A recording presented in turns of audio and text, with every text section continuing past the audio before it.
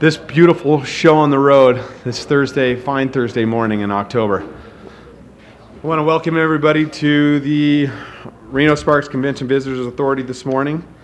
Today is October 25th, Thursday.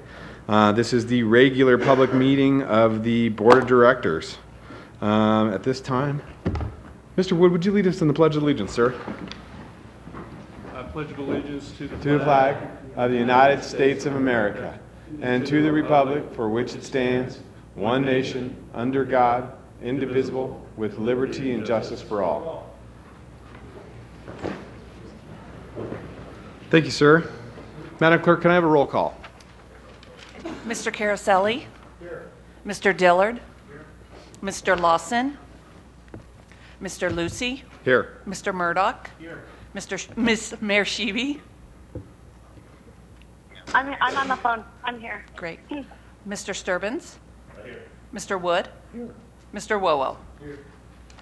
Thank you, Madam Clerk. Looks we have a quorum. And thank you, Mayor Sheeby, for joining us on the phone. So what I'd like to do this morning, we're going to move into, we'll have public comment here first, but we're going to make some adjustments to the, agenda so that we can knock out some of these, I would like to say, maybe housekeeping items, so we can get quickly, and then we'll jump right into the presentation. So first, I have public comment. Is there any public comment this morning? I have no cards in front of me. Is there anybody in the public that would like to speak at this time? Seeing no public comment, we'll close public comment and bring it back to the board. For the agenda, I would like to take items in finance, which would be F1 and F2, items G1 prior to items E in presentations. If that's amenable to the board, I'm looking for a motion to make those adjustments. So moved. I have a motion by Mr. Wobo, second by Mr. Murdoch. All those in favor signify by saying aye. Aye. Aye. All those opposed? Motion carries unanimously. Thank you. Looking for an approval of the minutes of the September 27, 2018 Board of Directors regular meeting. Any changes, comments to the agenda? Looking for a motion. I have a motion from Mr. Dillard. Do I have a second? Second from Mr. Murdoch. All those in favor signify by saying aye. Aye. All those. Perfect. All right. Let's move quickly to Finance Division, F1. So, Mr. Chisel. Robert Chisel, Director of Finance for the record. Before you today is a possible approval of a joinder of a contract for food service equipment. A joinder is allowed under Nevada revised statutes 332.195 to allow for better bidding prices, and this is to replace kitchen equipment at the convention center and our other facilities that have aged out. Great. Any discussion or public comment? Seeing none, looking for a motion to. I have a motion. I have a second from Mr. Dillard. All those, Mr. Sturbins. All those in favor signify by saying aye. Aye. All those opposed? Motion carries unanimously. Item F2. Robert Chisel again for the record. This is a review and possible approval of a roofing repairs at the Reno Sparks Livestock Event Center. The three buildings at the Livestock Event Center, the pavilion, the main arena, and the exhibit hall have been experiencing leaks and other problems with their roofing. Staff has gone out and worked with a roofing engineer to design a repair and replacement of those roofs. Went out to bid for that project in May of this year. We received no bids. After analyzing the bidding, we went back out to bid again in August. We received one bid for the repair of the roofs, the roof repairs for the pavilion, and the main arena came in under what the budgeted amount was. The main arena roof was budgeted at $310,000. The total estimated cost of the main arena roof repairs with contingency and construction engineering was $271,000. For the pavilion roof, the budgeted amount was $80,000, and the estimated amount with the bid and 10% contingency and construction engineering comes to about $62,000. And before you is a recommendation to approve the bid for the main arena roof and the pavilion roof with Kodiak Roofing and Waterproofing Company, the sole bidder. The issue of the exhibit hall roof, we had budgeted an amount of $375,000 for the replacement of that roof. The bid amount, the only bid that came in was for $647,000 for the replacement of that roof. We are at this time not recommending replacement of that roof. We are going to bring that issue to our finance subcommittee or committee, hopefully in November, for further direction on how to pursue the exhibit hall. So before you today is just the seeking approval for the repair of the main arena roof for $224,471 with contingency of $22,447, and the repair of the pavilion roof for a bid of $47,854 with a contingency of $47,885, bringing the total estimated bid cost for the project to be I'm trying to find the number for the $299,557. Thank you. Great. All right. Any discussion by the board? Yeah, I just have one question. How long is the warranty on that work? I believe the warranty on the work was 1 year, and it was a 20-year roof that was being replaced for both of those roofs. Due to the replacement, and our roofing engineer felt that a 1-year workmanship was what was standard for that kind of roof. Thank you. Any further? I have a motion by Mr. Caraselli, second by Mr. Dillard. All those in favor signify by saying aye. Aye. Aye. All those opposed? Motion carries unanimously. Thank you, Mr. Chisel. We'll move on to item G1, review and possible approval, RSCVA 2019 benefit plan. Ms. Neal. Good morning. For the record, Sherry Neal, Director of Human Resources. We're happy to present to the board this morning a renewal for our medical benefits, vision and dental. Our medical, vision, and ancillary, we were able to negotiate with the help of LP for a net zero increase. And our dental, we have a nominal increase of $8,657 for the entire year. So the staff is recommending that we renew these plans. Great. Any discussion? Seeing no public comment, I have no public comment. Any public comment? Seeing none, looking for a motion? I have a motion from Mr. Caraselli, second from Mr. Murdoch. All those in favor signify by saying aye. Aye. Aye. All those opposed? Motion carries unanimously. All right, thank you very much for helping us get through that. We're going to move back to item E1. Mr. DeLone.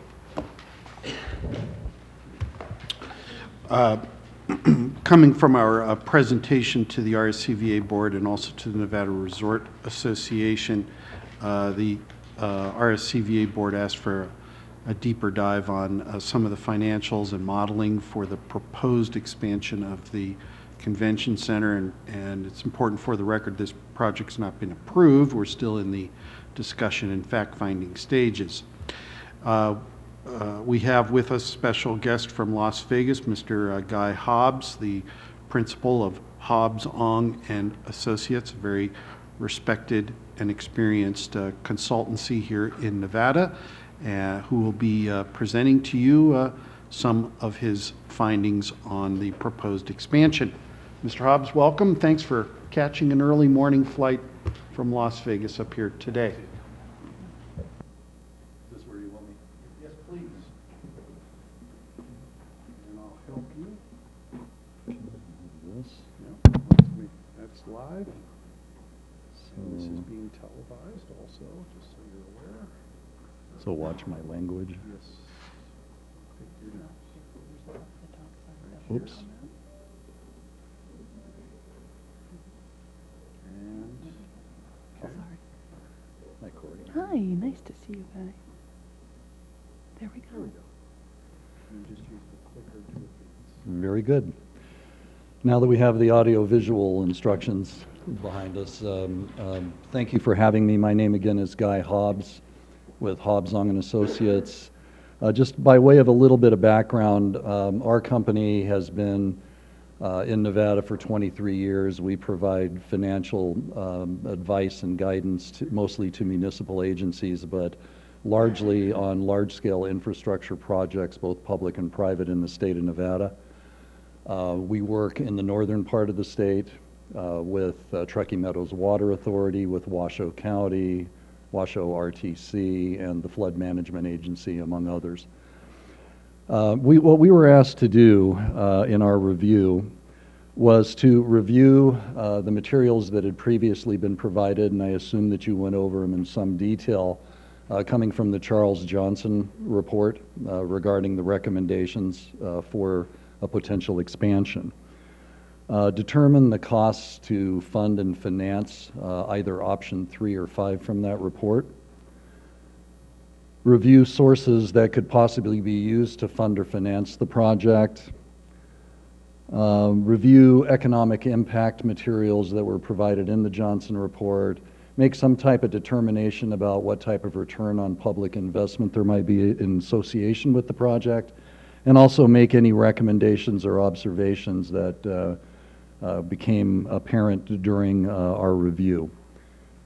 On the first slide, you'll see that the expansion, and again, I'm quoting quite a bit, or will be referring quite a bit to the Charles Johnson report, because that's the basis for a lot of the material that we reviewed. The expansion and renovation of the existing Reno Sparks Convention Center campus may be needed for a variety of reasons: to retain current business, to maintain a competitive position with other markets, attract larger events and shows that bring in larger number of attendees, take advantage of the growing tech sector both within the immediate market and within neighboring states, and better position the convention center as a partner in the employment, business, and economic growth within Reno Sparks. I think one of the more important things to consider, and we'll come back to this toward the end of the presentation this morning, and again, I assume that all of you have been provided with an actual copy of our report. This is simply a summary of that report. I'm certainly not going to be going through all 60 some odd pages of that report with you this morning, but I'll try to touch on some of the highlights. One of the first things I think you have to ask yourself when you're looking at the potential for a project like this is, what is the cost of taking no action, of doing nothing? The Johnson report cites that as many as 15 trade shows that you currently have could be lost by 2025. That you currently have 83 of those types of shows. That could be reduced to 68. I mean, obviously the economic implications of losing those shows in terms of the number of attendees and how that translates into room nights and other positive economics for the area should be rather clear. The report, coming from anecdotal responses from some of those who use the facility, assess the current facilities at the middle to lower end of the peer group, and also cite poor aesthetics as a competitive disadvantage. Again, I'm quoting from the report. These aren't necessarily my opinion of your facility. Also indications that the RSCVA is not keeping pace with regional competitors, most of whom are actually making improvements to their facilities on an ongoing basis to either retain or improve their competitive position. Option 3 from the Charles Johnson report had a cost of $172.5 million to add 190,000 square feet of space. There's obviously a lot that could be discussed, and certainly your staff is in a better position to discuss the particulars of what that space delivers to you from a functional perspective. To that $172 million, we would also need to consider the cost of doing renovation of your existing facilities, which is estimated to be an additional $20 million. And improvements to the Reno Sparks Livestock Event Center, estimated at about $12 million. Option 3 and all of the related costs then come out to $204.5 million. Option 5, adding 295,000 square feet of new spaces, predictably more expensive than option 3, with a basic expansion cost of nearly $267 million, also adding in the facilities renovation and the Reno Sparks Livestock Event Center, brings the total project cost to nearly $299 million for option 5. Now we're translating that into what the annual cost would be if you were to fund those projects at that level. And what you see on the chart before you are our estimates of what the annual debt service costs would be. And there's a few notes about the debt service costs that I think are important to go over. Some of the assumptions are on the next page, so I'll come back to this page in a moment, but I think it's important to go over what some of our assumptions were. We assumed that you'd be borrowing through Washoe County, which has traditionally been the way that you've borrowed. You've largely done that to access Washoe County's AA credit rating and get a better interest rate on your financings, and we assume you would do that again. We assume that the bonds would be issued for a 30-year term. We assume a premium structure because that's pretty commonplace in the municipal market these days. We assumed 2 years of interest-only payments in the structure. That's due to the fact that during expansion and renovation, there might be some interruption in near-term business that having interest-only payments would make it easier for the RSCVA to deal with. No debt service reserve fund. That's common with general obligation bonds issued through a county entity like Washoe County. The credit market sees the general obligation more than they see the revenue underlying it, and generally don't require the funding of a debt service reserve fund. Coverage is something we'll talk a little bit more about as we go through this. That's not an unimportant element. And importantly, we structured this as what we refer to as level debt. The RSCVA currently has bonds outstanding that it will be paying on through 2032-33 timeframe. Those bonds are already there, and you're already making those payments. We could either issue the debt to fund these projects in one of two ways. One way would be to just treat the bond issue as a separate matter entirely from your outstanding debt. Issue it on a level debt basis over a 30-year period. The advantage of doing something like that is it's cheaper ultimately to do it that way.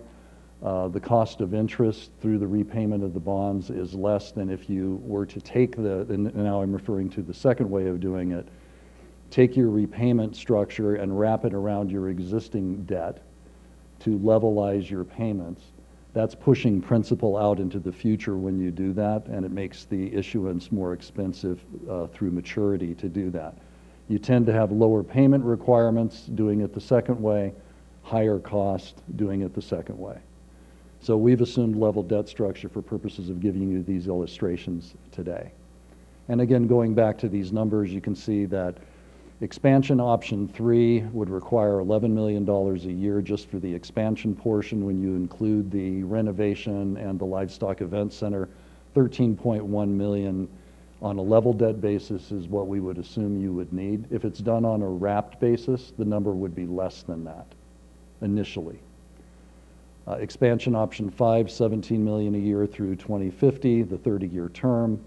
If you take into consideration the renovation in the Reno Livestock Event Center, Reno Sparks Livestock Event Center, $19.1 million, quite a bit more, but it's a larger project.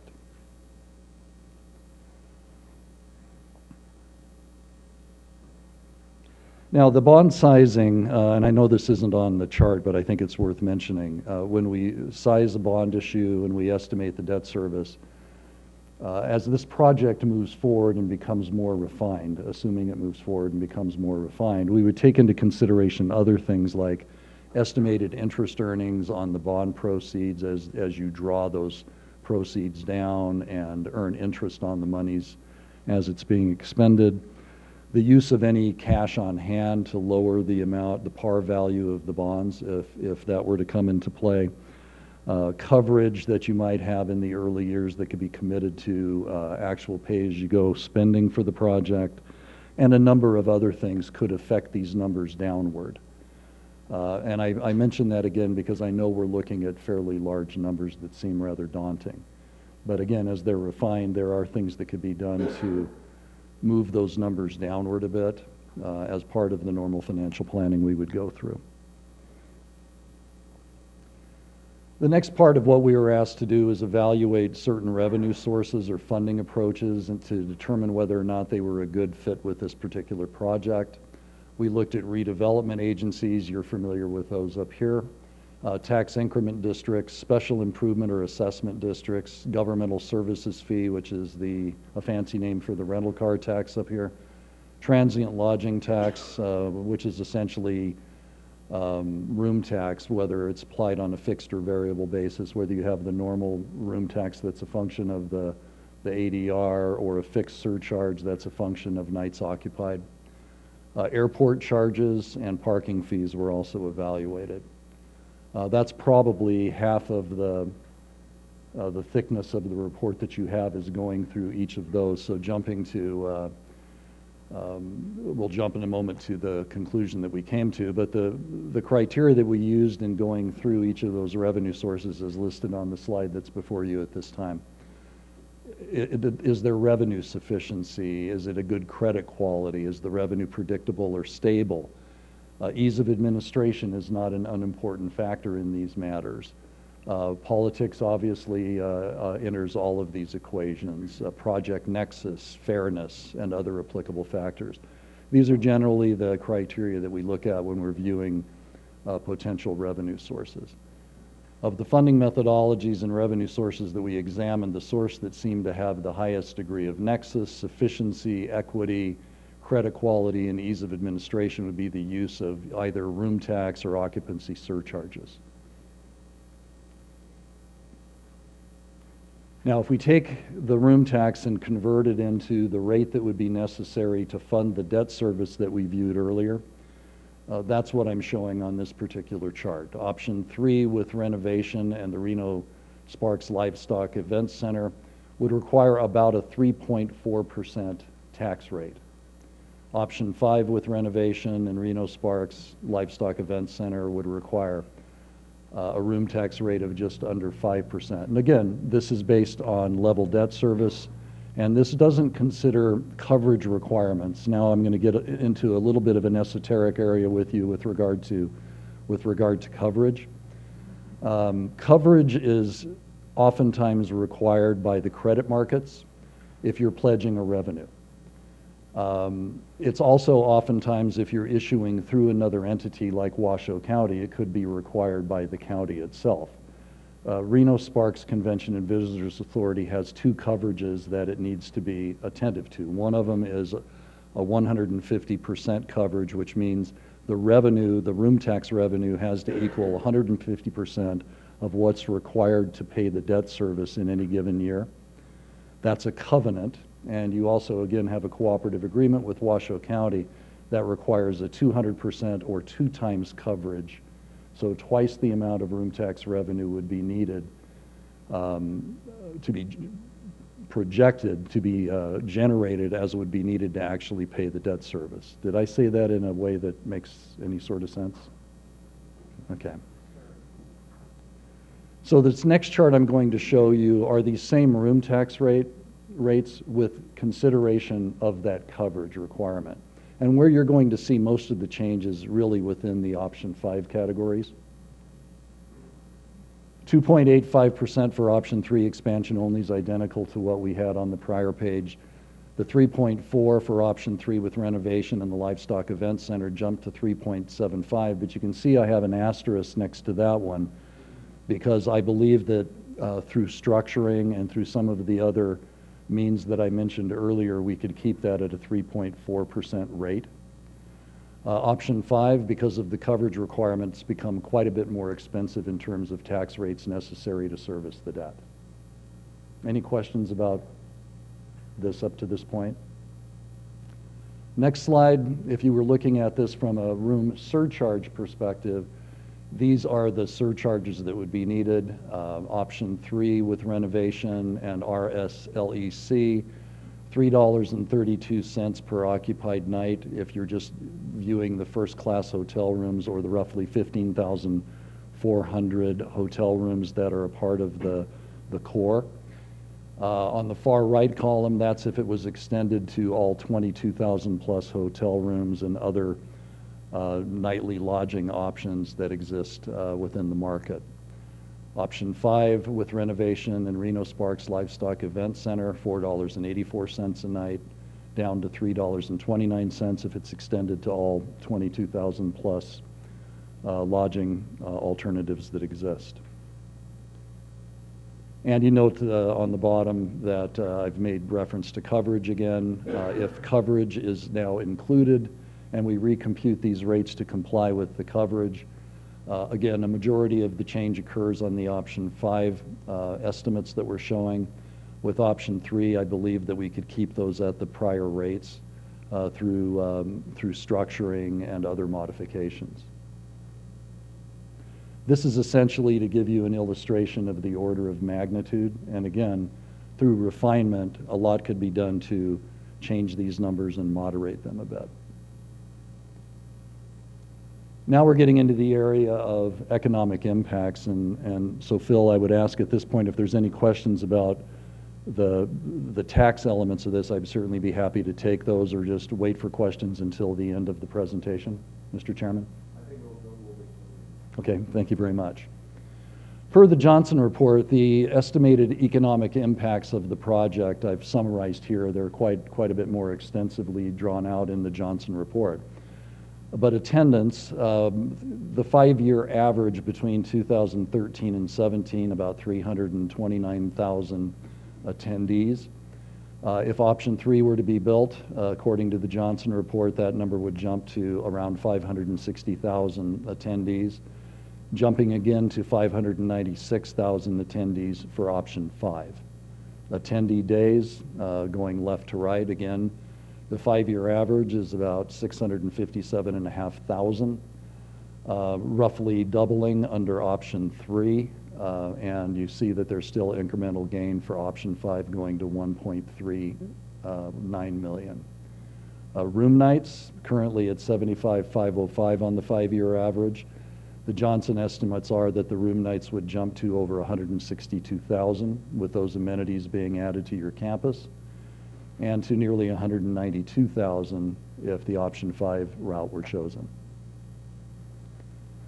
Per the Johnson report, some additional impacts. Total spending, currently at $90.5 million, going to 214. I should have 0 zeros in parentheses there. I apologize for that. So going from $90.5 million to $214.5 million under option 3, to 246, a little bit more than 246 million under option 5. Sales tax and room tax generated. Obviously, with the increase in attendance and visitation, you would also have the benefit of increased fiscal effects, mostly in the area of sales tax and room tax, but it would occur in other areas as well. And you could see that current sales tax generated with the current level of visitation that you have on the 5-year average basis, 6.25 million. Estimates are that sales tax revenues would jump to 14,825,000 under option 3, and to just over 17 million on option 5. Room taxes, you could see the increases also below. The taxes generated becomes an important feature, because what we're talking about actually using to repay the debt are taxes. Room taxes, and the addition of other taxes that might be generated as a consequence of the project could be viewed as an offset to the total public cost, because if not for the project, those tax revenues would not be generated. Looked at in terms of gains over current level, these are the gains of that the Johnson report estimates that would inure to the market if option 3 were selected. Growth in attendance of 230,000, person days of visitation, 569,000, a gain of nearly 87,000 room nights, a gain in total spending within the local economy of $124 million. And by the way, these are annual values. So a gain in total spending of $124 million a year, a gain in income of $29.5 million, a gain in employment of 600 plus jobs, and a gain in 8.8 million of tax revenue that would not exist if not for the project. Option 5, looking at the same thing, the gains over the current level, 267,000 plus in attendance, 731,000 person days of visitation over current levels, total spending, a gain of 155.8 million per year over current levels of spending, income gains, employment gains, and a tax revenue gain of 11.1 million. Now looking at option 3 and 5 to see what the marginal gain is between option 3 and 5. Option 5 picks up an additional 36,772 attendees over what option 3 would gain you. Person days of visitation, 162 plus thousand, another 29,500 room nights over the gains delivered by option 3, an increase in total spending of nearly 32 million, and total tax revenue of 2.3 million over what would be estimated by option 3. It's also important to make note of the construction phase impacts. The impacts I've been going over with you are impacts at stabilization. What stabilization means is that it takes it would take a couple of years to build the project, and then it would take some time to ramp up to a point of equilibrium in operations. And that's what has been used as the basis up to this particular point. You would have impacts during the construction phase. Obviously, you're spending on materials and you're hiring people to work on the construction projects. The people are generating earnings. The spending on materials is generating sales tax revenues, and these are the values that would be generated just during the construction phase and would be additive to the operating phase. The cost of taking no action.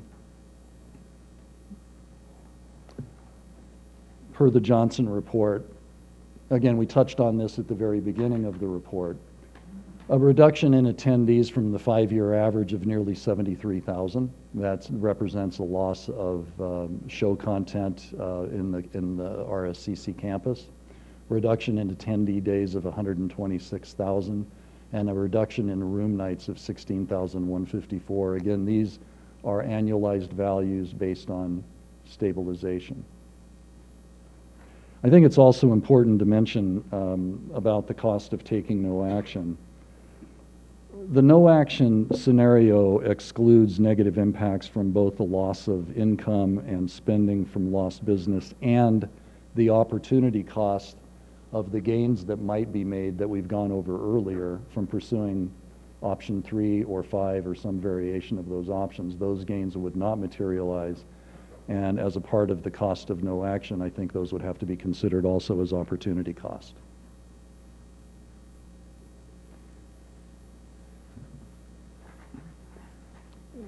To get you to sort of an ROI type of ratio, the Johnson report projects annual spending gains in the market of 124 million by 2025 for option 3 and 155.8 million per year for option 5.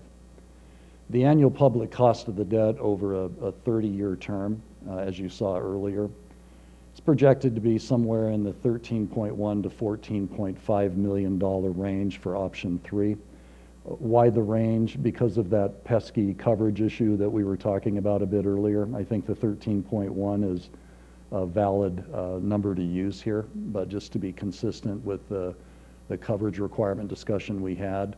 Under option 5, 26.5 million.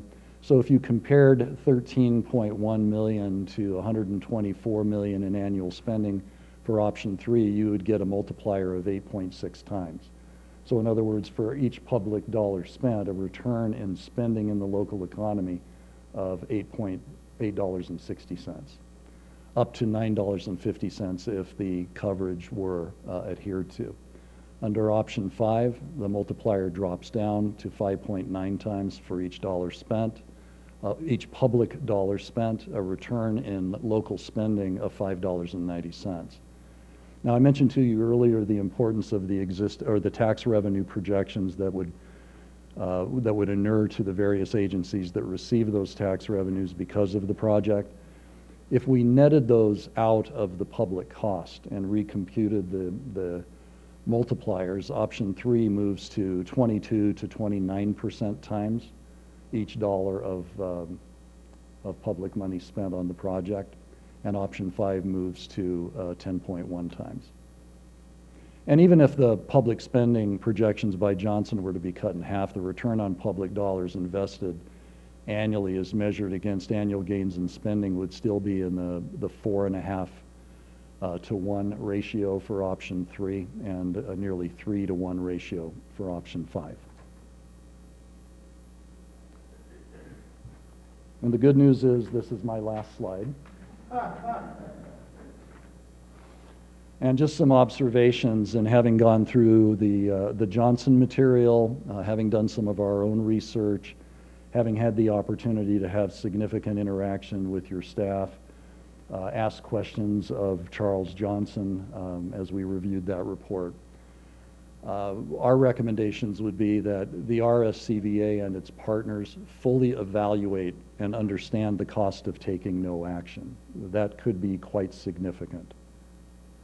Second, that expansion option 3, due to lower cost, significant projected marginal economic benefit, lower tax rate impacts, be further explored and developed.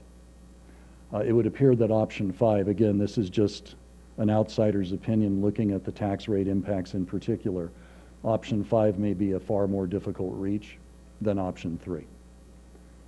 And finally, that your staff, SMG, and your finance team be directed to return with alternative funding and financing strategies for implementing option 3 or a variation of option 3 for further consideration by this board and your community stakeholders.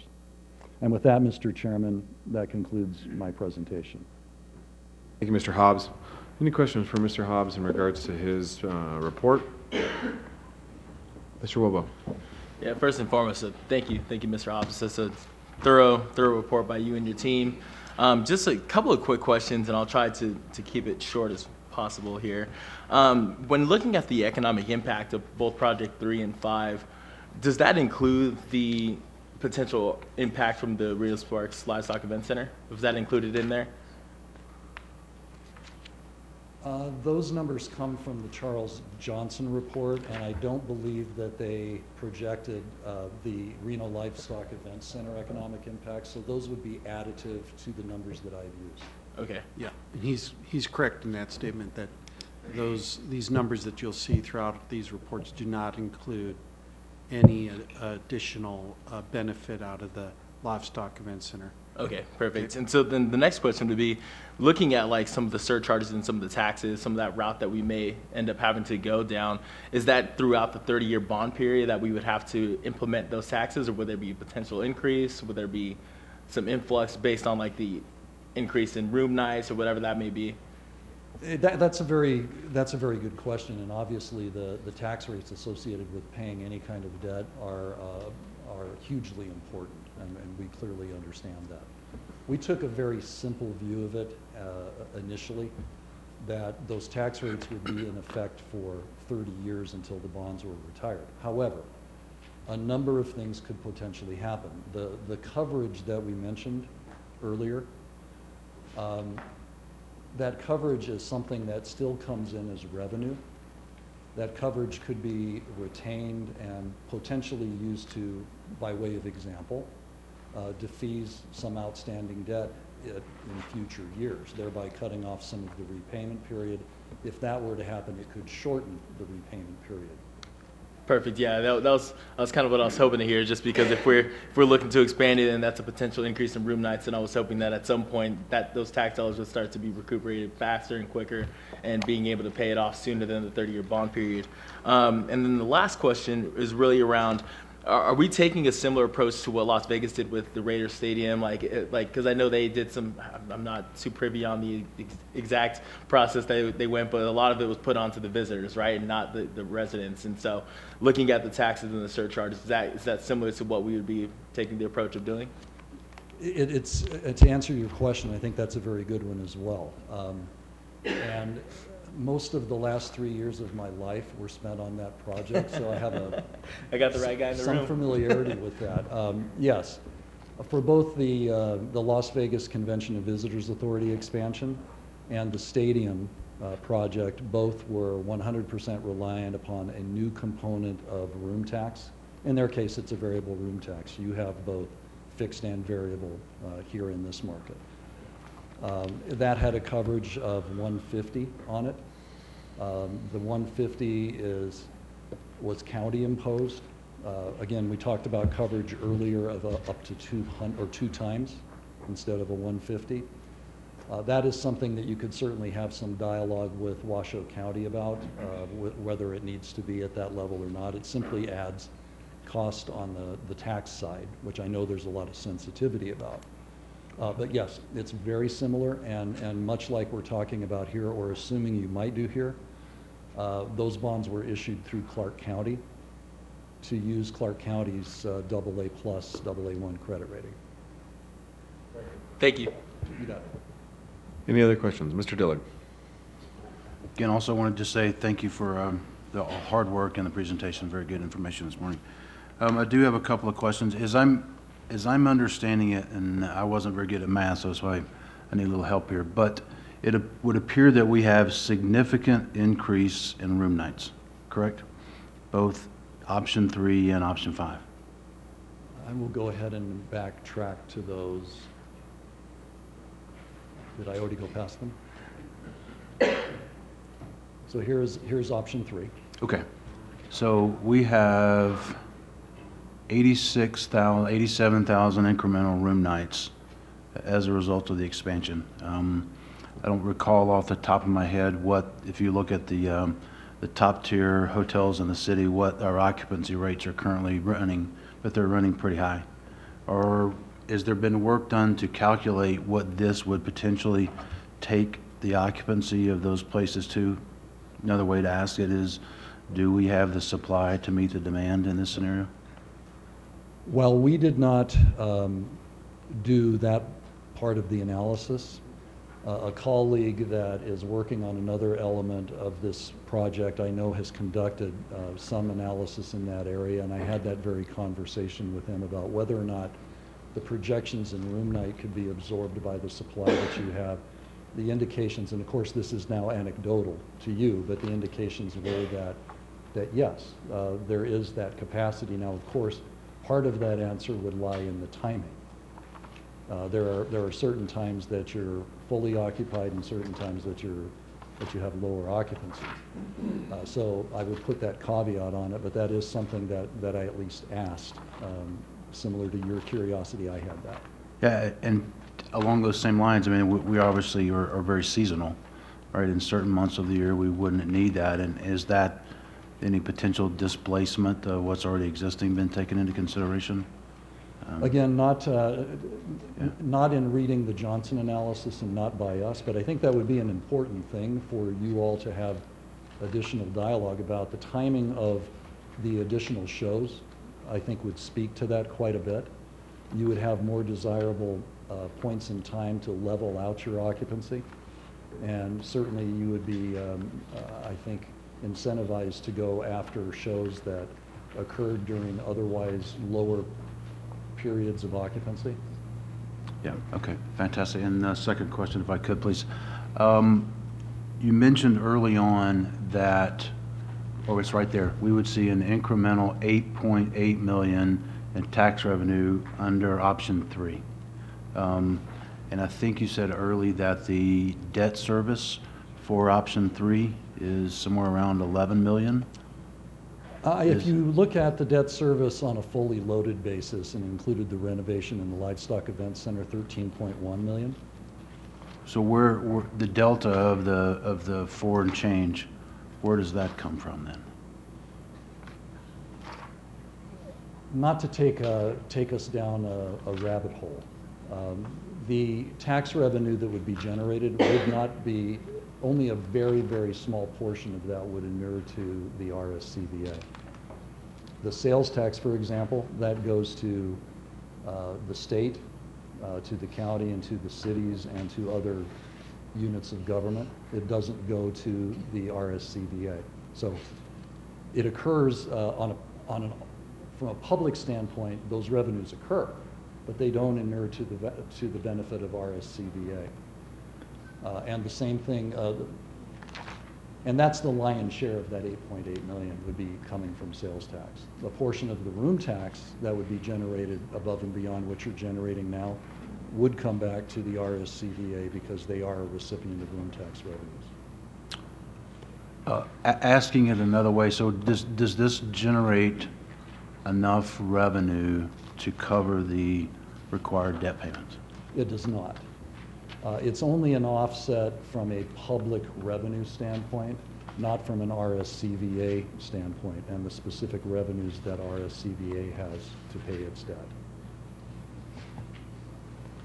Thank you very much. Thank you, Mr. Chairman. Thank you, Mr. Hobbs. Mr. Murdoch? Just one question, is there any, these were the only two options, was there any other option, like a Pepsi Light that would have been in the early, the feasibility of just fixing it up, doing the chokehold fix and things like that? So we just use these two options, right? Is that correct? I'm going to answer that question by probably referring this back to your staff, but what we were asked to look at came by way of the Johnson report, which only focused on these two options. Now, I know that other options were developed, and again, I would turn that back to Phil or Robert to address those other options.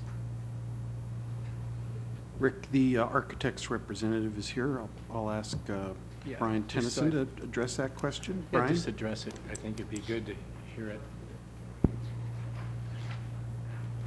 Thank you. Brian Tennyson, Element Architects. So the question is, were other options explored? They were. We covered ranges in cost, and this is exclusive of renovation and the livestock. Improvement schemes that went from 125 million project costs up to about 300 million. And as we were evaluating it, the 300 got pushed away because of its size. That was about a 225,000 square foot expansion. And then on the low end, we looked at, to the north, about a 70,000 square foot expansion. And what we're calling the choke point, about a 70,000 square foot redo of the F meeting rooms. And that project cost was around 125, again, exclusive of the livestock renovations and the 20 million existing facility renovation. I think the Johnson report would need to respond to why those metrics didn't meet what the goals were, but that's my understanding, that that scheme was just a little too small and did not generate the data to support the goals moving forward of the study. Thank you. Mark? Thank you for your presentation, Mr. Hobbs. I'm just curious, I recall a lot of other research in the Johnson report. Were you guys able to evaluate that and determine how realistic the projections were? We did spend quite a bit of time going through the Johnson report, and as I mentioned earlier, we had a lot of exchanges with Johnson, looking for clarification on how certain pieces of revenue or of their estimates were derived. And one example I can give you is on first viewing the Johnson report, we didn't see any of the construction phase impacts included in the Johnson report. They've since amended it to include those impacts. We found an inconsistency in some of the baseline data that didn't necessarily change the projections that were associated with what could possibly inure to the market if option 3 or option 5 were delivered, but it had a lot to do with what the incremental gain would be. That has been amended, and I know that they've reissued their report to reflect that. As far as some of the mechanics, moving, for example, from attendees to person days of visitation to room nights, that's not an area of expertise of ours. We're largely financial consultants, and one of the presumptions that we made is that Charles Johnson's group was hired because that is an area of expertise for them. So we didn't feel that it was an area that we could necessarily challenge, but we certainly were curious about how some of those numbers were derived. So was this assessment based on the revised numbers, or is that still to come? It's based on revisions that we were receiving from Johnson from our first read through the time that they issued their final report. So it should be based on what is included in their final report. Very good, thank you. Any other questions? Mr. Hobbs, I have a few questions for you.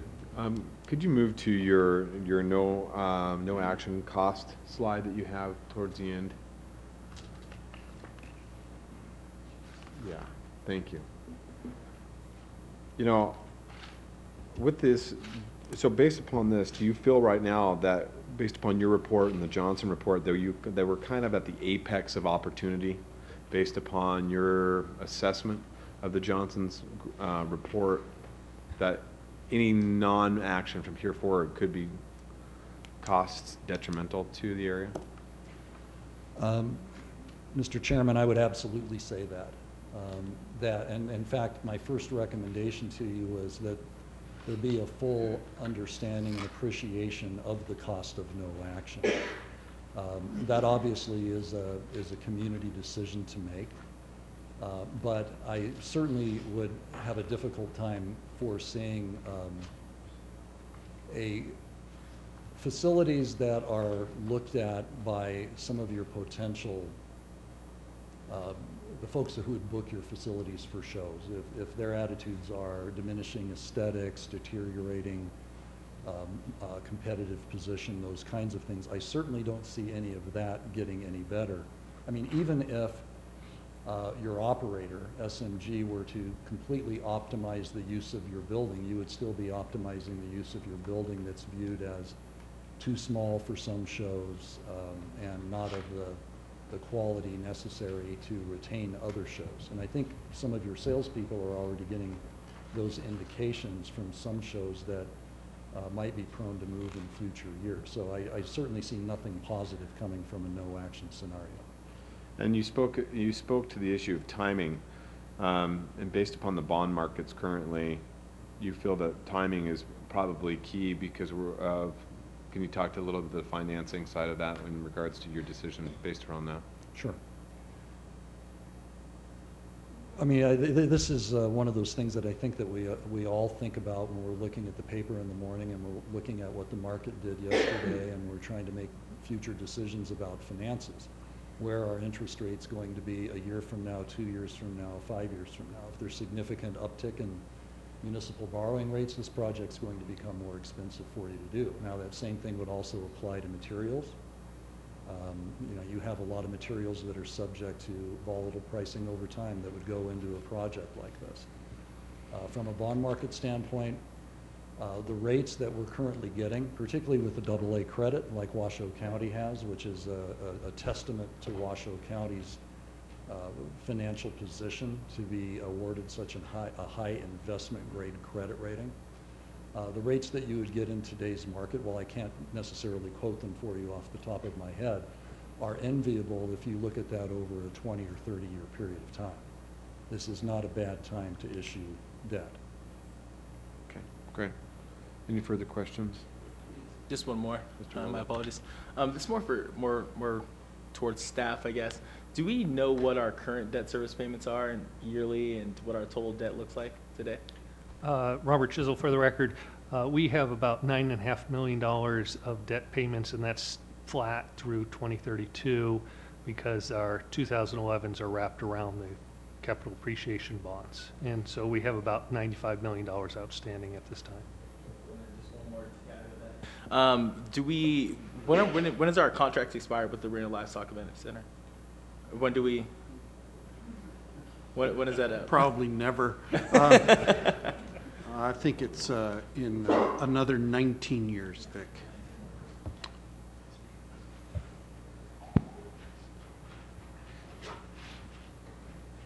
All right. Seeing other No further questions. Thank you, Mr. Hobbs, for your presentation, and we truly appreciate you taking the time to come and spend some time with us this morning and give us your insight to the Johnson report and provide us with some clarity. So thank you. Thank you all very much.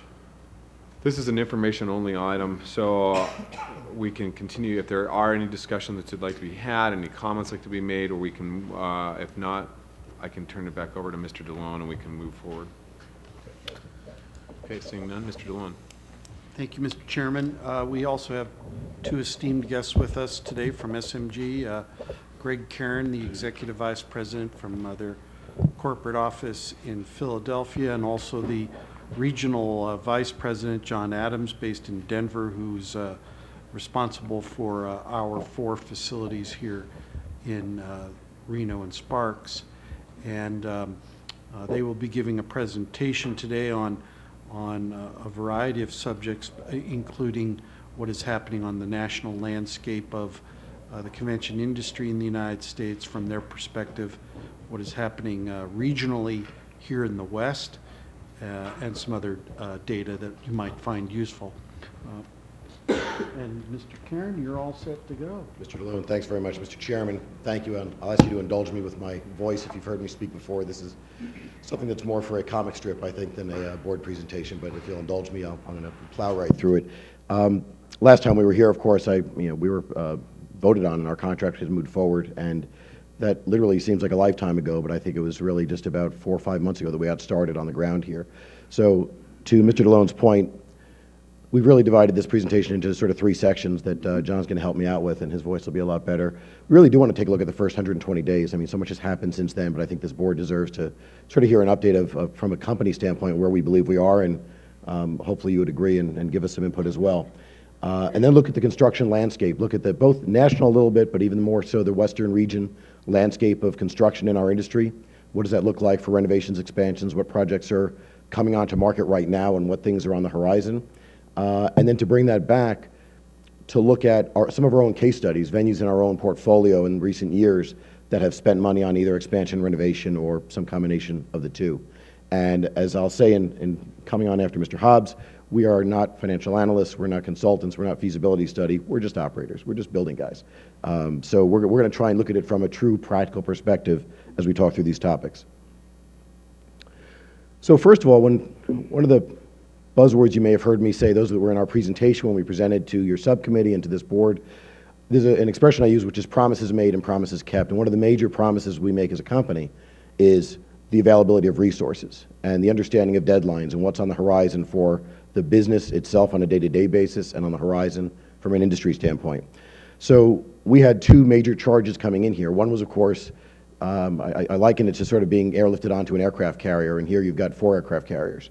So we came into market with our expertise, and the list of people that I put forth for you is not that you necessarily need to know their names, but I want to make sure you understood that we delivered on the promise in a couple of ways. Number one was making sure we got expertise in every discipline to work with staff and people in the buildings and within the marketplace to transition smoothly. That included, if you look down, we're sort of separating off from an operating unit within the RSCVA to a standalone operating business. So you may recall we had to create a few departments from scratch: sales, finance, human resources. So it wasn't just about transitioning of existing staff that stayed on from an operational standpoint, but we had to actually create operating departments and sort of build the business from scratch, even as the business was rolling forward through its daily operation and course of business. Most importantly, I'm sorry, I'm not sure what my 1210 on the top is. It's a hangover for something. Most importantly, we would try to, at the same time as running through operations, look at operating policies, procedures, bring in our best practices, and start to not just dump them on staff here and not just dump them into the operation, but to start to meld them in and look from a day-to-day standpoint and how the business was operating, how we're dealing with our customers and our stakeholders, and try to blend in what was practice and what was history and what was already built up through a great history of this organization, and then just layering in. As we say, we don't come in and just turn everything around on a dime. It's a merging of expertise and history. Bringing in our SMG programs and tools, and most importantly, probably than anything, from Mr. DeLone and probably this entire board, was we started officially on June 1. I think our Savor operation for food and beverage started on July 1, and we had a countdown clock to Interbike, probably one of the most important events this these facilities hosted in the city and the county and the region have hosted in a long time, with a lot of implications for the future. So the concepts of too big to fail and failure is not an option were not just important to us as it relates to our deliverables back to this authority and to this board, but personally, Emerald Exhibitions and its legacy of brand names prior to that was my first client when I came into this company 20 years ago. It's a company that actually does events in about a dozen of our facilities across the year. It's a venue, an organization that does some of their biggest events with us, from Salt Lake City for many, many years to Denver, where John is based out of. So we had obligations not just to you as your new subcontractor, but to them as one of our national clients. So failure was not an option. I'm going to talk about Interbike in a couple of minutes separately. So that was kind of our startup. In our world, it is all about sales. And again, we come in here with the RSCVA sales staff and Mike and his team really still maintaining the lion's share and the ownership of the sales function. But one of those promises we made to you was to try and make resources available and to try and support those sales efforts. And we talked through our presentations to your subcommittee and a little bit to the presentation, shorter presentation to the board, about what resources we were going to make available. Mike and his team have latched onto that very quickly, and I got to say that the relationship that we've developed from my office and from our peer venues around the country has been fast and furious. We've been working together at trade shows. The picture that you see on the right was actually a major trade show industry event last week in Las Vegas called IMEX, one of the largest meeting and convention planning events in North America, one of the most expensive events to attend, so the return on investment has to be strong. So of course, the RSCVA had its own booth or stand there, as it always does. SMG, we take our own booth there as well, the same way that the hotel brands do. So the same way Marriott is there and Hyatt and Hilton representing their brands and their chains, we take a stand as well to help support the RSCVAs and the San Francisco Travels and the Choose Chicagos and all the other destination marketing organizations that we support and partner with. Mike actually put one of your sales staff, Jennifer, was actually in our booth working alongside of our other venue representatives and CVB representatives to take advantage of the SMG brand and some of our national clients that we had coming through there. And it was really exciting to work with Jen and with Mike and his team on that. We have a few other trade shows. Again, the minute we were signed, Mike and I sat down and talked about, on the next slide, you'll see a whole schedule of our events, what was still on the agenda for SMG's national sales efforts for this year, and where our CVA could participate and come in alongside of us. And of course, with the new fiscal year coming, or calendar year coming up, we'll be looking at more opportunities for 2019. Our goal, of course, is to grow all market segments, and I'm most proud, those of you who met Jim McHugh and our team from our National Entertainment Office. Again, we've got 3 full-time executives in our company whose entire day-to-day function is to find ways to fill 1.5 million entertainment and sports seats around the world. And I will say that immediately Jim and his team engaged with our local stakeholder partners. Mr. Murdoch, I think you know from our working with you as our closest geographic neighbors, we have focused very heavily on the event center downtown and trying to put as much new talent in there and work with any stakeholder, any promoter to try and build more activity and foot traffic that then expands to the rest of the downtown community. Again, you can't read this, and you probably shouldn't need to, but it just gives you an idea that on an annual basis, SMG participates in about a dozen to 15 national sales opportunities, industry events where we believe we can add value to the venues and add value to our CVB partners around the country. And every one of these is available as sort of an opt-in. So you're represented either way. You're either represented because SMG is there as a national brand, and or you're represented because, as in the prior slide, Mike decides it's a good opportunity for one of your sales staff to come in along under our umbrella, leverage our brand and our relationships. So we'll look at this menu with Mike and his team for next year as well and see which events make sense to take advantage of. Either way, we'll be there representing you. So it's really a little bit beyond 120 days, but just sounds like a nice magical business term to use. So as I said before, Interbike was a huge, huge issue that we all needed to make sure was taken care of well, both from an operational, functional standpoint, from a community standpoint, and from a food and beverage standpoint. I talked about the resources we used during transition, those dozen or 15 names that I put on the first slide. You should know that for this event alone, we brought in a total of 7 of our executives from around the country, both operational and culinary, to help support the local efforts. It's one of the expressions I used early on as well. These are things that are beyond your management fee. These are the value adds that we try to provide to this authority and to these facilities, is the expertise and task force support. When you have a major event like Interbike or others that come in down the pike, we can bring in a task force just for the days leading up to and through and after that event to make sure that it's serviced properly and that our national clients, like Emerald, have the support and service that they need. We got a couple of nice notes from our clients from Interbike. I thought we'd put those up there as well to let you know that I'm sure you heard it more formally than that, but we really were very, very proud of what we were able to put forth collectively as a team under your authority to host that event. We had a great local event as well. I believe this is one of the oldest standing businesses in the area. Yeah. So we were very proud to come in and not just deal with a national event like Emerald, but to deal with local events and people that have a lot of pride and vested investment and vested support for the community. And we were very pleased to be able to take care of Savage & Son as well for their event. So I'm going to hand it over to John. Again, John is based in Denver at our Colorado Convention Center. He is our regional vice president, has direct oversight for this venue and to work with Phil and your team on a regular basis. He's going to give you some of the landscape of the construction, expansion, renovation projects that are out there, and then I'll swing back in and talk about some of our SMG specific properties and what they've done. John? Thank you, Greg. Good morning. So we'll raise you up about 30,000 feet and talk about what's happening in the industry. Right now, there are 29 venues under construction in the next 5 years. They have done exactly what you're doing today. There's going to be 4 more facilities that are open this year. 12 have already opened. It's just a very, very busy cycle. In our hometown, Gaylord has opened up the Gaylord of the Rockies. It'll be opened up in the next 8 weeks, adding 1,400 rooms and 400,000 square feet of exhibit and meeting space. It's a very big build. It's a $1 billion build. So again, raising up, there's 255 convention centers in North America. There's 7 million square feet of space. There's 24 facilities currently that are undergoing construction and 38 that are considering. And think about that. 62 facilities in North America right now are either building or thinking about building. There's $4 billion worth of building happening right now.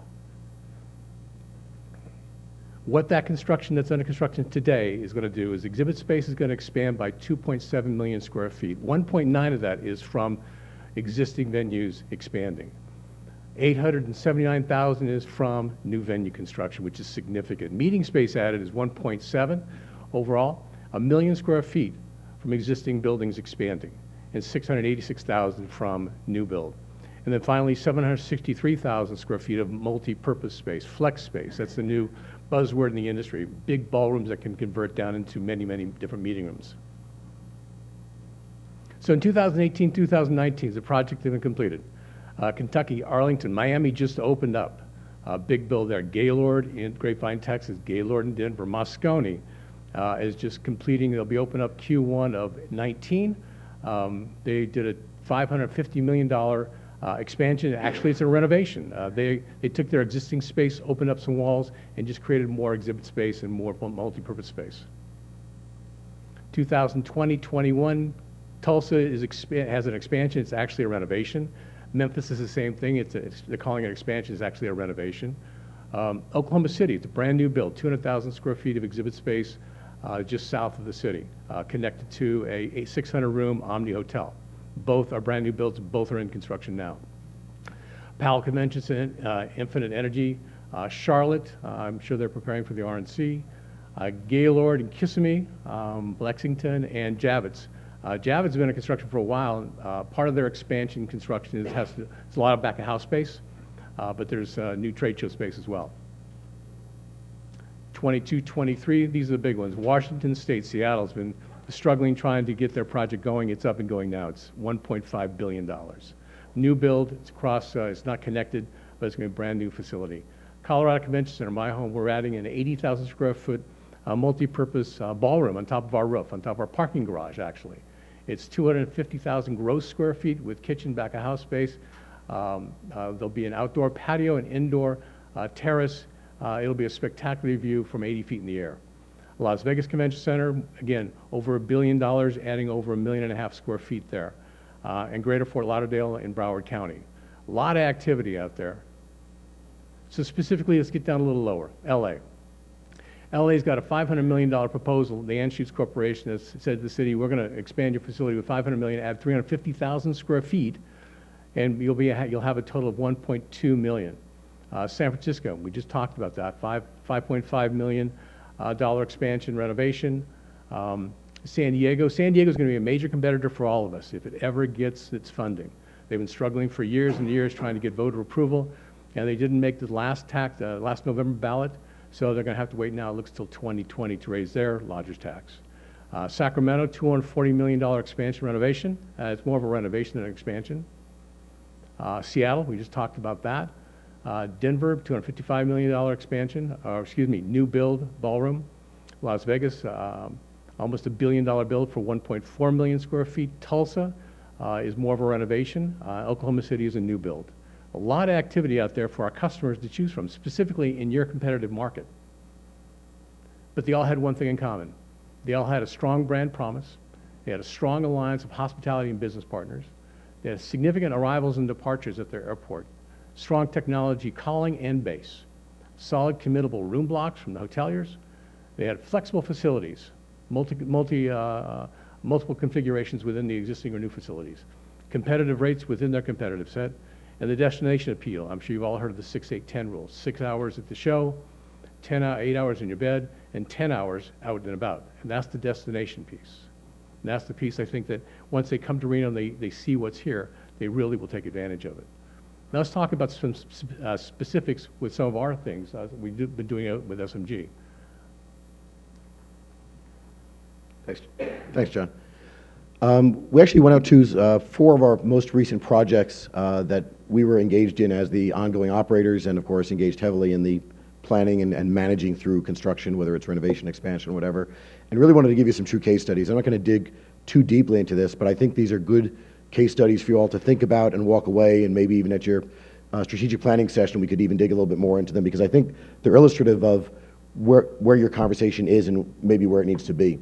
Detroit is probably one of the best case studies out there in a lot of ways. There's no secret that if we look back about a decade ago, Detroit was probably in its darkest day. It was in its darkest day when the mayor of Detroit went to jail. It was in its darkest day when the auto industry was in crisis. It was in its darkest day when it was losing more and more residents than it was gaining. And the city, and I knew it very well, I was in and out of there on a regular basis. We were talking to them 8, 10, 12 years ago. And to talk to the locals that were committed to what the future of Detroit, Detroit was, again, another too big to fail kind of scenario. And it's a true testament to a city with a vision and a future. Then Mayor Dave Bing, former NBA player, took the job of mayor for $1 a year as the next mayor. And the people that stayed true to that city and the state itself brought themselves together to create a plan to where they are today. So we've gone through an expansion renovation that was just under $300 million. They expanded. Again, in the grand scheme of things, it's about a 700,000 square foot convention center to begin with. It wasn't as much about adding appreciable space. They added just about 24,000 square feet, as you see. It was much more weighted on, if you were ever at Cobo Center prior to this renovation, it was a dark, gray, closed-in place, built back in the 1960s, 70s, and very much dated. So it needed to be modernized along with the rest of the infrastructure around downtown Detroit. They also took the old Cobo Arena and literally transformed it into a beautiful brand new ballroom with LED lighting, and it's a special event space that has just knocked it out of the park for some of the biggest national events. Infrastructure, IT upgrades, everything else. Again, you see some of the pictures there. Again, as we drill forward into some of these things in future meetings, we can drill down a little bit more, but it's all about results. So we thought we'd give you a snapshot for each of these projects where they've been. Revenue impact, a 350% increase in revenue since 2009, 350%. Economic impact, you can see the numbers there. I'm not going to read every bullet off to you, but essentially, one of the best ones is there was an abandoned hotel that literally sat across the street from the convention center. Sat there, boarded up, shuttered up, in embarrassment to the downtown and to the convention center. And we created enough, not we, SMG, but the community created enough new demand and a much better product that drove so much demand for hospitality that somebody did buy it and refurbish it. They also took a historic fire station and created a boutique hotel that's now one of my favorite hotels in the country. So the impacts in Detroit have been extraordinary, and it took an entire community. It took an authority like this one. It was a regional authority that was created by the state, and along with the local tourism, hospitality stakeholders, the DMO, all to make this happen. Another big picture, a very creative use of funds, actually, not too far away from here. Long Beach Convention Entertainment Center, again, a building that's been around for a long time. It's actually been a client of ours for, measured in more in decades than years. We're probably about 30 years having run that complex. But the old Long Beach Civic Center, the old arena that probably saw every big act of the 60s and 70s and really had passed its useful life for entertainment events, was sitting there, and they came up with an extraordinarily creative way to transform that space in using a 360-degree scrim, essentially a screen that you could lower down that you can project on all the way around you. And again, some amazing stuff. This was one of the more economical upgrades. And if you're ever going to be in Southern California and have a few minutes to tour this venue, they literally transformed an overpass of a highway into a club. It's still outdoors, but for special events that's covered from the rain, they have done some amazingly creative stuff there. The entire building would seem to be furnished by Restoration Hardware. Very creative, very committed local team. And again, some of the results there, I'm not going to spend too much more time on this, you can circle back on it, but it's a very, very creative approach to repurposing a space. Go to the other extreme. Pennsylvania Convention Center was one that is about a 20-year-old convention center, and in recent years went through a major expansion, appreciable space, going from 300,000 square feet to 528,000 square feet, adding exhibit space, meeting space, et cetera. You can see their annual operating revenue, how they, pre-construction, we were about 8.4 million. Most recent fiscal year, double the revenue for that facility. Next slide, still Pennsylvania, and again, I apologize, it's kind of small. It's kind of small even for me. Talks about the increases in occupancy and the new bookings that they brought into the city. It is really a case study in the full bore. If Detroit was a de minimis increase in space, more focused on the renovation, if Long Beach was sort of an economical approach to repurposing a space, Philadelphia is really the story of a building that was doing extremely well as a major player in a major market with airport hub service and expanding that appreciably to really create a new market and elevate themselves for much larger and or multiple events. The last one, because it's John's, I'll swing it back to him for a minute, but again, we're going through our second renovation now. Why don't you just talk about Denver for a couple minutes? Yeah, back in, well, when the original Colorado Convention Center was constructed back in 1989, it was always thought it would be expanded in some time. We started the expansion project in 2000, and in 2004, we immediately, within the first 3 years, doubled our occupancy, doubled our revenues, doubled the room nights. It was like this pent-up demand. You got to remember also that our airport was brand new. So Stapleton went away and Denver International Airport came online. So instead of being this regional airport, we became a hub. And that was a big, big difference. We had a Hyatt Regency built across the street, 1,100 rooms. It's directly across the street. But you can see the results with 43% increase in attendance, 60% increase in events, 92% increase in revenues. It's just been an incredible journey to watch the city of Denver go through this. And now we're expanding again because our occupancy levels for most of our space is well above 70% of occupied dates. That's for the calendar year. Our ballrooms right now are occupied somewhere around 80%. So we're building this new ballroom upstairs, which construction, the architects have been selected, the GC, the RFP is out right now. We expect to be on the roof by the third quarter of 2019. And that'll be done sometime in 2022.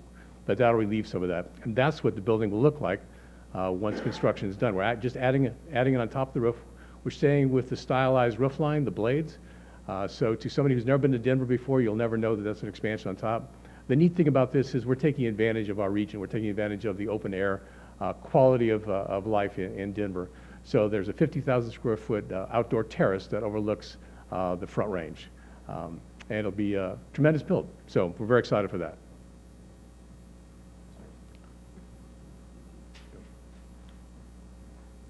So to Mr. Hobbs' point, as we're coming to our final slide or two as well. Again, we're looking at everything from an operational and more of an anecdotal standpoint. The purpose in really giving you the landscape and some of our own experiences is to primarily make all of our resources available to you, and it's a unique resource as a company, so that while we don't do feasibility work, we think it's a conflict of interest to do so. The Charles Johnsons of the world, the Hobbs of the world, and consultants, because of your relationship with us, have access to any of this data, can look at the P&Ls from any of these venues, can look at the economic impact of what has happened in those markets before, since, and after. And it's just some sort of general comments about the impacts of renovation and expansion can have. I'm not even going to read off that. The one last closing thought I'll leave you with is this. What we didn't talk about today was a lot of the markets that were at one time aspirational that we have worked in for, again, decades. And if I mention cities like Providence, Rhode Island, Detroit we've talked about, Cleveland, Ohio, Pittsburgh, cities that if you were to look back 20 years, were not nearly what they are today. And what it took was obviously the will of the people on the elected side, the will of the people on the quasi-public authority, which is what you represent today, and the stakeholders to have that vision. From a business standpoint, I can make the blanket statement, doing nothing, not a great option. And making sure to maintain our place. You all are on such extraordinary trajectory, I don't have to tell you that you're not climbing out of a Detroit. You've been on a slow, steady build that has been impacted by the Silicon Valley movement and the growth in this economy. And I would just hate to see the economic growth and the private sector go by and surpass the opportunities that lay on the table for these public assets. With that, I'll open it up for any questions that you may have. Thank you, Mr. Cairns. Any questions for SMG at this time? Mr. Wobble. I think I drank too much coffee this morning. Just a quick question around just your opinion and kind of including Mr. Hobbs in this one. Given the information that you guys just provided with all the different destinations increasing their facilities, I think the conclusion of Mr. Hobbs' report said that option 3 was the most feasible or the most, I guess, attainable in the near future. Is option 3 too little at this point? What should we compete at a heavier rate and try to swing for the fences with option 5? I personally wouldn't even comment on it at this time. I think I'd rather save that for a little bit more of a deeper dive conversation. Our focus, as I said, we've been here 4 or 5 months. We've been trying to stay up to speed on all the research that you've been doing, but we've also been trying to stay on top of transitioning the buildings, getting the staff moved over, and taking care of the events. So I'd love to engage in that deeper conversation, but I think it'd be premature for us to comment as a company, if that's okay. Any further questions? Mr. Cairns, Mr. Adams, thank you so much for coming today. We really appreciate all the information you've shared. Chairman, thank you very much for your support. Appreciate it. Thank you. All right. With that, it brings us to item E3, on strategy presentation. This is Ms. Olson.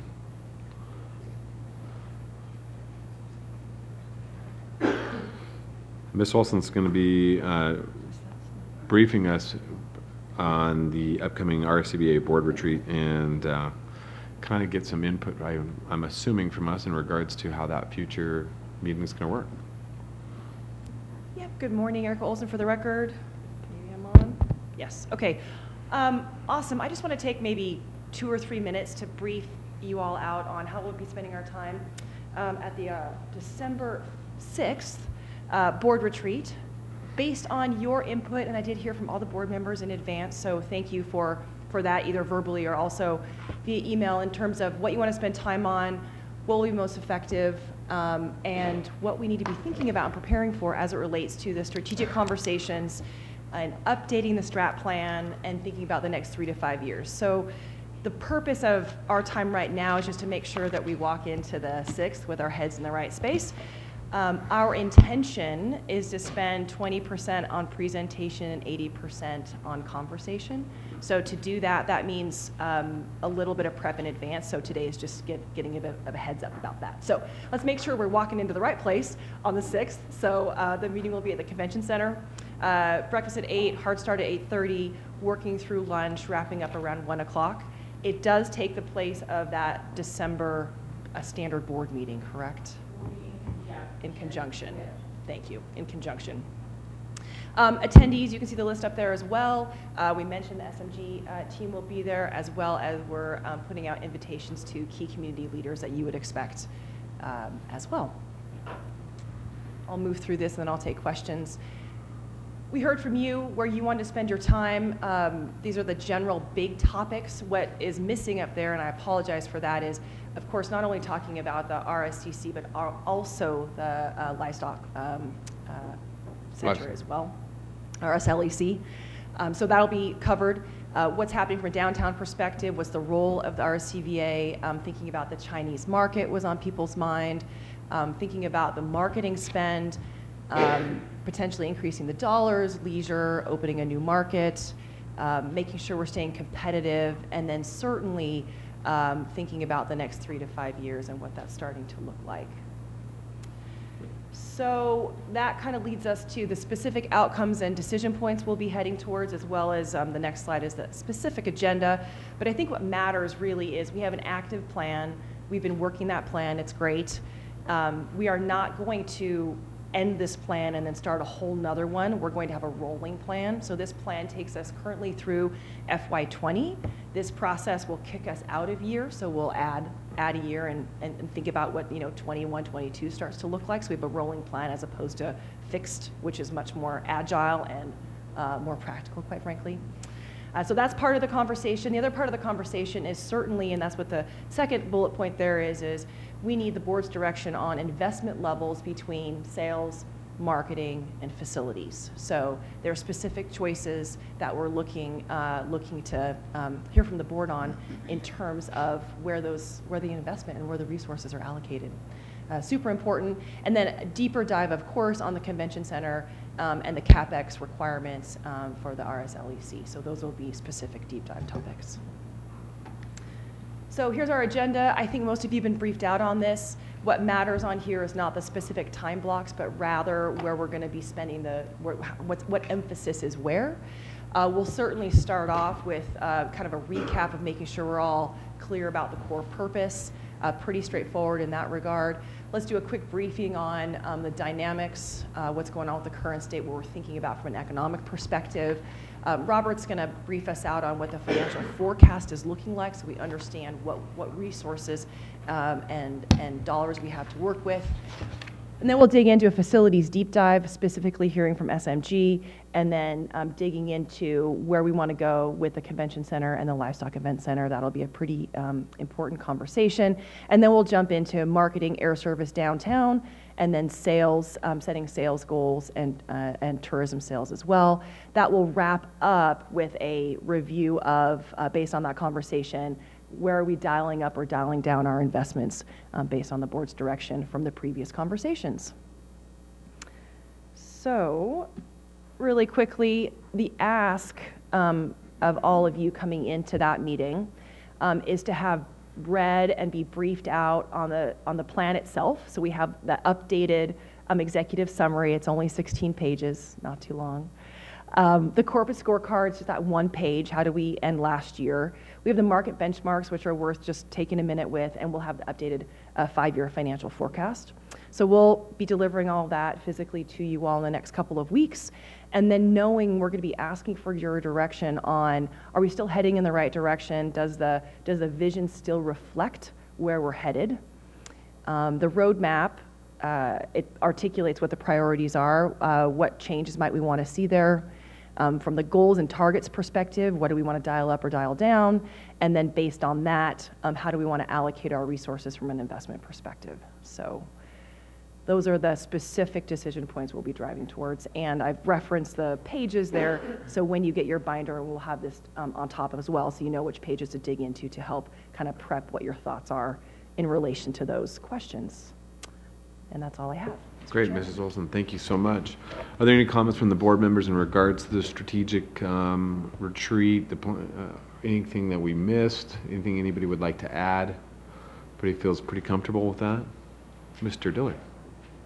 Just a general comment. This will be my first retreat since joining the board, and just would like to thank all of you for the obvious advanced efforts that went into making sure that this is a very resourceful meeting and time. It's very clear that you've already put a lot of thought and strategy into it. So just want to say thank you for that, and expect it'll be a very productive meeting. Thank you. Thank you, Mr. Dillard. All right, seeing no further comments, Ms. Olson, thank you so much for coming this morning and kind of briefing us and getting us prepped. We appreciate it. All right, Mr. DeLone, based upon time, how heavy of our staff update do we have this morning? Like us to be expeditious, sir. I would enjoy that. Very good, sir. Please. We shall be expeditious immediately.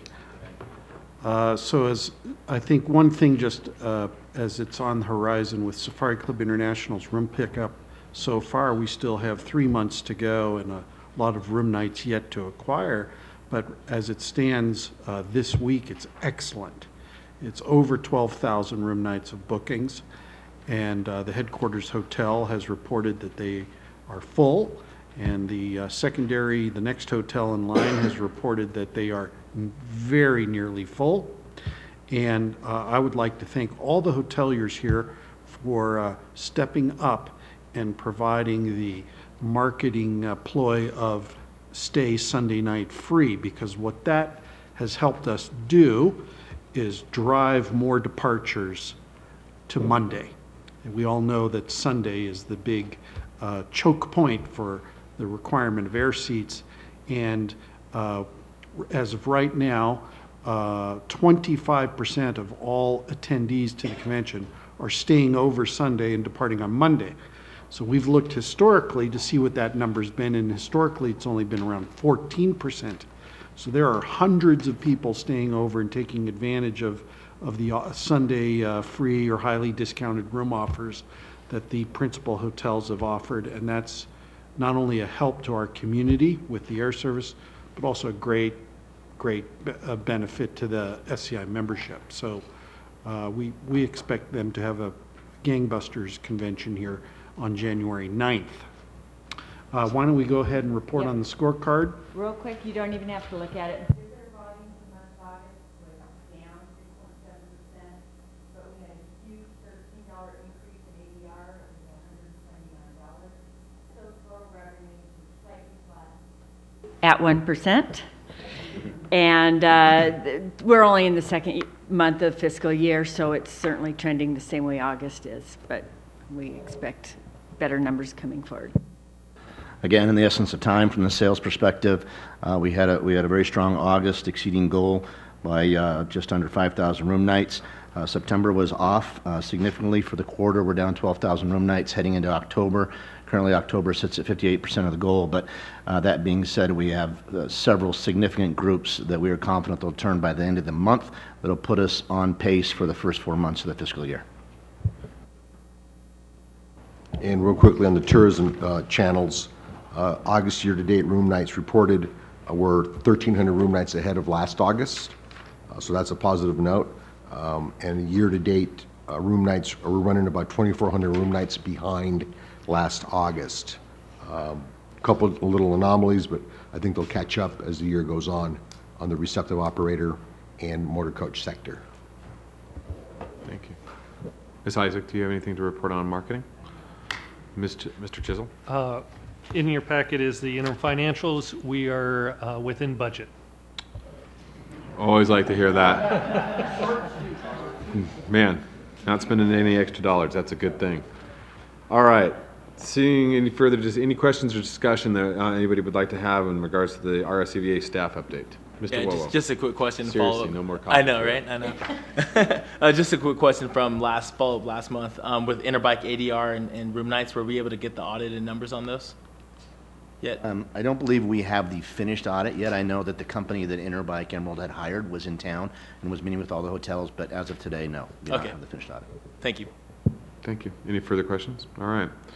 Seeing that was just a informational item, we have one item of business that we do need to discuss. It is item H1. It's the review of the RSCVA committees and committee members.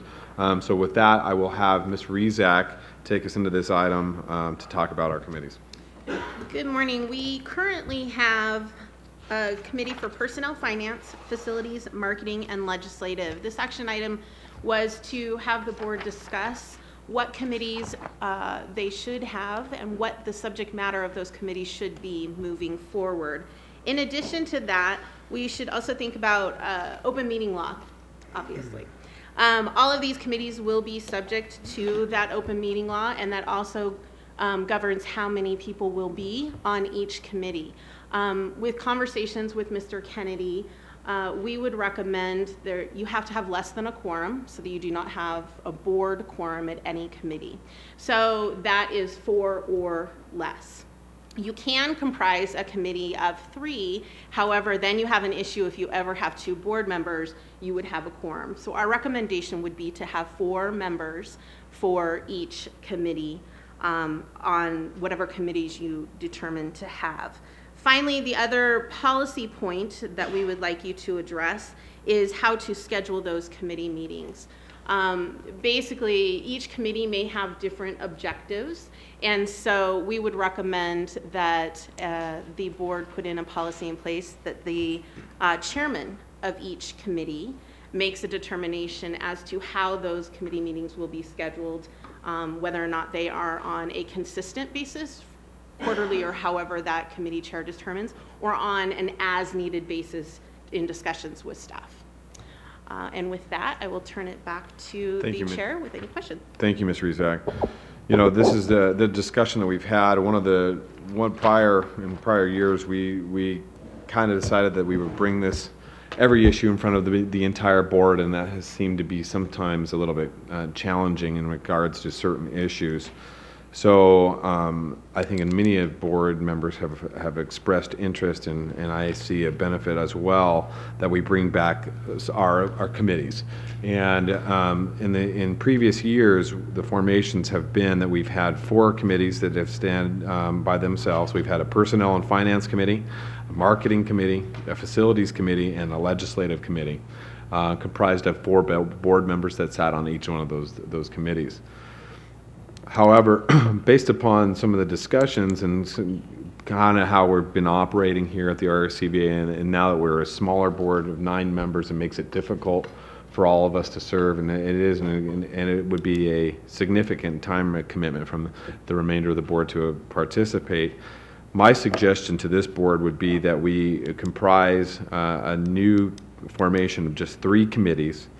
Those 3 committees being 1, facilities and finance, and break finance out from personnel, and so that finance and facilities would meet together, being that we do have an operating group, which is SMG, overseeing this. This committee would meet primarily with Mr. Chisel and Mr. DeLone to oversee the finances and the financials of those operations and how those facilities are operating. So most of those would be, facilities questions would be financial in basis anyways.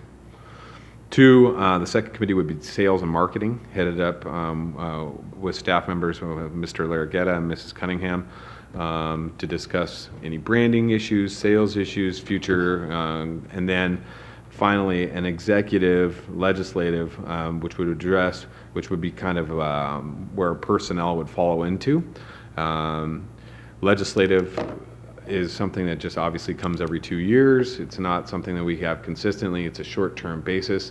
So for primarily this executive committee would follow under Mr. DeLone and Ms. Nill, and they would address any issues pertaining to operations as it pertains to the RSCVA as a organization.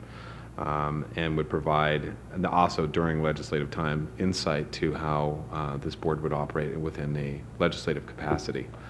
So, and we would appoint obviously chairman and members to those boards, and those boards would meet. I would suggest that those boards meet, as Mrs. Rezak pointed out, at the recommendation of the staff and the chairman, but not on a every monthly basis, because I don't think there's enough items that we need to address consistently that wouldn't have to be required that we have to meet every month. And because of the open meeting law, it would be challenging. So with that being said, I'll open it up for further discussion. Any discussion, Mr. Caraselli? We were to have a sales and marketing committee meeting, right? They would be discussing issues with sales and marketing type thing. Would they be making any decisions? Would they be coming to the board with recommendations as to what direction to move in? Or are we going to repeat the whole exercise at the board again? So my question is would it be a waste of time to have a sales and marketing committee, because every other board member is really going to want to hear the presentations or whatever? So, but again, that's just my opinion. I think that's a discussion point that we've had, and that was one of the reasons that we, previously steered away from the committees, because we felt that all issues were something that all board members wanted to hear. So that's why we were bringing this item back to get board input, to have some kind of insight to what this board would like to see going forward. Just to Mr. Caraselli's point. Any other further input from anybody? Nothing? No? Mr. Caraselli. If that's the case for sales and marketing, maybe I would suggest we only have 2 committees. Facilities and finance, 1, and personnel, 2. And then sales and marketing issues will be coming to the whole board. That's just another suggestion. Yeah, that's and staff, I mean, I want to get some input from staff too. I mean, if we were to dissolve a sales and marketing committee, I mean, do you feel a need for a committee? Do you feel a need that there is a necessity? I don't think so. And it was a good transition when we went to having no committees, because this board, we would do our presentation the week before to the committee meeting, 4 members, and then we'd come to the 9-member board, and the board wanted, I mean, we're a sales and marketing organization, and the board wanted to know what was going on with all of our decisions. Just for this group to know, it is a bit onerous on staff to adhere to the open meeting laws with the posting and all of those requirements as well. So if we could present to the entire board. Mike has directors of sales and tourism sales meeting quarterly, and marketing does get together with our counterparts as well. And Mr. Caraselli, to your comment, I agree. I think that the sales and marketing probably should be, those major issues should be brought to the board as a whole. However, there may be some instances, specific instances, that we could identify the committee, who that committee is, for i.e. special events that might require funding, or major conventions that might require something significant very quickly in a rapid, before a regular board meeting could meet, and based upon that decision, maybe giving some, I don't know, some ability to that committee to make decisions in an emergency case of that nature. Ms. Rizek. And I was just going to add, you could set the committee, have it in place, and again, that chairman can call meetings as necessary. As necessary. Mr. Caraselli. On the assumption that none of the board members love to going to too many committee meetings, again, I would recommend that we get staff's input, which we're getting, and for example, in sales and marketing, Jennifer just said that we're actually duplicating what we're going to be doing at the regular board meeting. So you want to talk about them one by one and see which ones we hypothetically wouldn't want to duplicate at the board? The only one I would see at this point would be personnel, because you would have a committee that would vet subjects like the bonus program, the assessment of Mr. DeLone's performance, and recommendations for either a raise and or a bonus type thing. Right. So again, why duplicate when everybody has, unless everybody has a lot of time? I'm not in disagreement.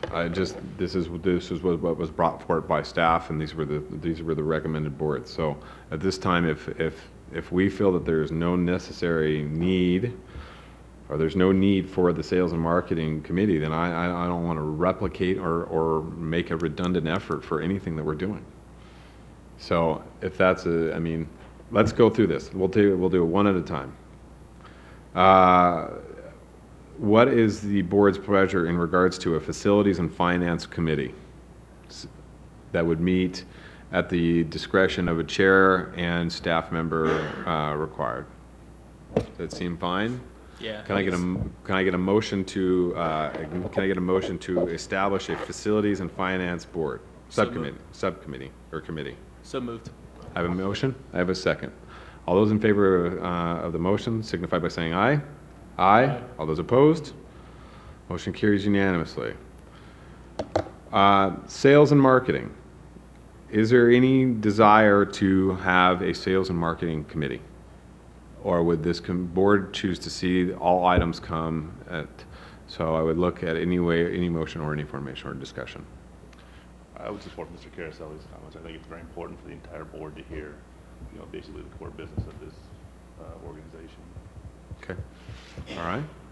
So seeing no desire, and I don't see anybody opposing that. So seeing no desire to establish a sales and marketing committee, we will not establish a sales and marketing committee, and we will just bring those entire items to the entire board as a whole.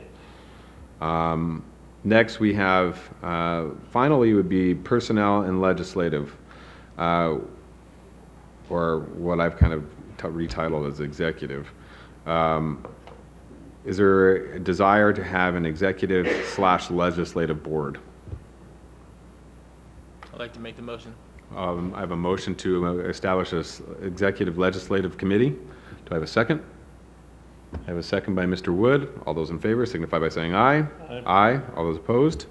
Motion carries unanimously.